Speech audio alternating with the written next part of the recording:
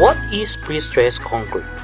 Prestressed concrete is used in a wide range of structural applications, from long-span bridges to precast floor elements in many buildings.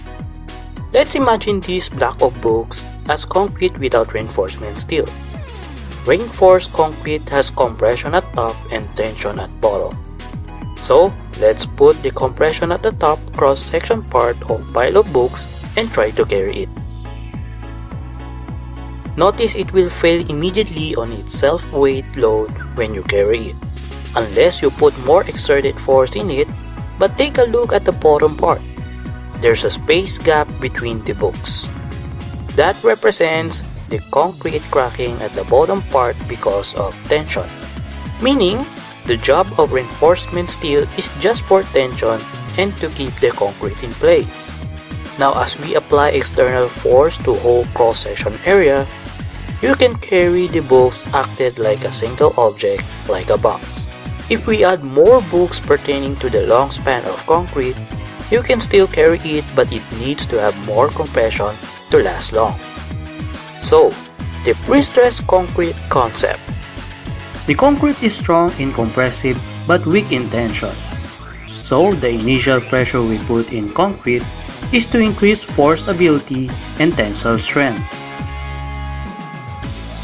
To reduce floor deflection while carrying live loads while the building is on service or used by people.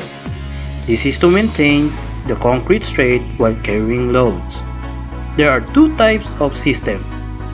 Unbounded system, which is used for parking and small buildings, and bounded system, which is for several types of buildings. The advantages of prestressed concrete application design. More distances of column, less number of columns, wider area, and reducing the restrictions in the design and allowing the designers more freedom in the design. The convenience and speed, as it can be piping without blocking. The installation of formworks are convenient and economical.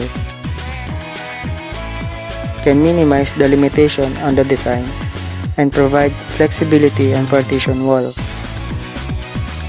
Can also reduce the height of the building, 10% more economical than reinforced concrete system. Construction completes the building in a short time. It can withstand vibration from earthquakes than reinforced concrete system.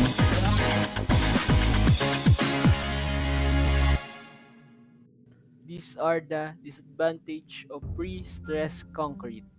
Firstly, it needs specialized construction machineries like anchorage, ducts, and this combined machine to pre-stress a certain material. Secondly, it requires highly skilled worker and should be prepared under expert supervision. And lastly, it costlier than the other concrete structures because of the material used. And that's it.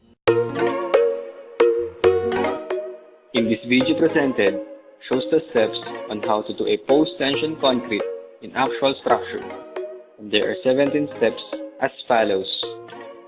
Step number 1. Formwork setup.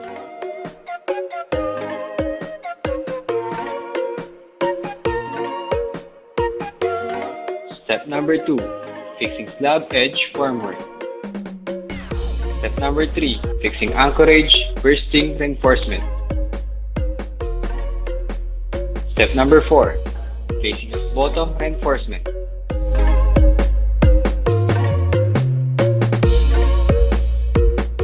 Step number 5.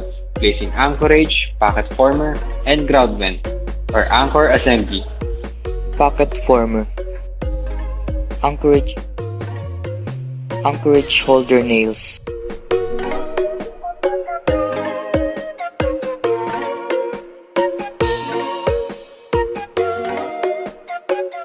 Step number 6. Placing post-tension tendon. This for low friction as well as corrosion protection. Sheeting.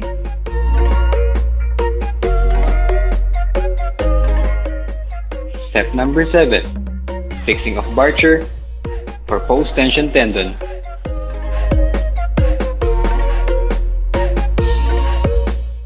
Step number 8. Placing of top reinforcement. Putting an extra top stitch.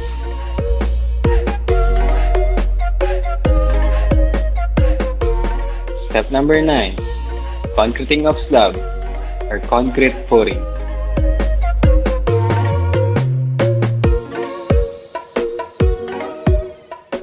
Step 10. Remove slab edge formwork. Step 11. Remove of pocket former.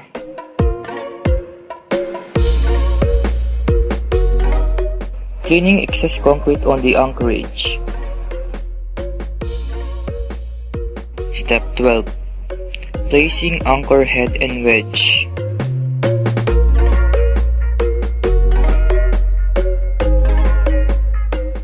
Step 13. Stressing.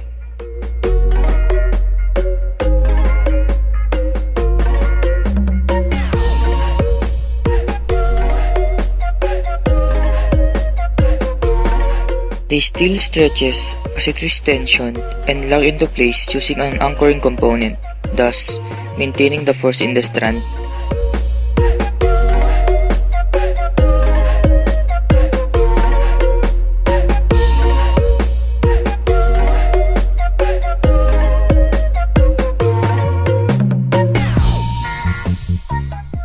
Step 14.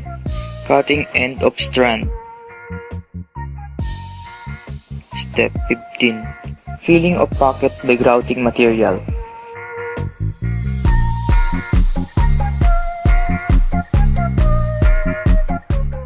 Step 16. Remove formwork and shoring 50%.